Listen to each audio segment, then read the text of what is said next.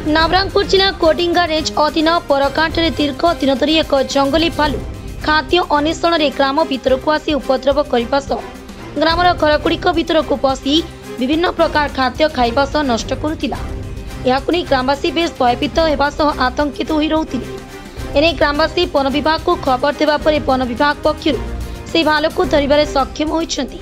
भालुटी से गाँ जंगल निकटरे थिबा एक निर्माणाधीन घर भीतर पशि रही खबर पाइबा परे वन विभाग घर को सबुआड़ बंद करने सह जनता पशि भालुटी को धरिथिला। नवरंगपुर डीएफओ शुभेन्दु बेहेरा निर्देश क्रमे स्वतंत्र टीम सह जंगली जंतु उद्धारकारी दल से गाँव में नियोजित होते भालुटी को धरिबारे सक्षम होते। भालू एक अजଣା स्थान रखा सहित भालूर स्वास्थ्य परीक्षा कराଯାଇଛି। भालुटी सुस्थ होगा पर एक अजଣା स्थान में छड़ा बोली डीएफओ सूचना देछन्ति।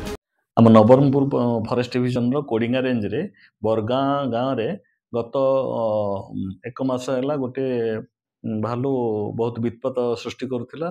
से भालुटी को आम सर्वेलेंस रखी तार मूवमेंट सदाबले वाच करूँ।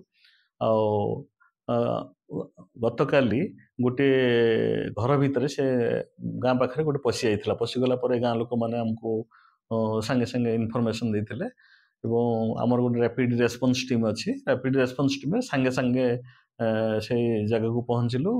भालुटी को आमर यांत्रिक कौशल क्रमे आम रेस्क्यू कलु एवं तार वर्तमान स्वास्थ्य परीक्षा चली। स्वास्थ्य परीक्षा पर आमर वाइल्ड लाइफ वार्डन सार परमिशन नहीं कि आम नियरेस्ट जंगल में छाड़देबू।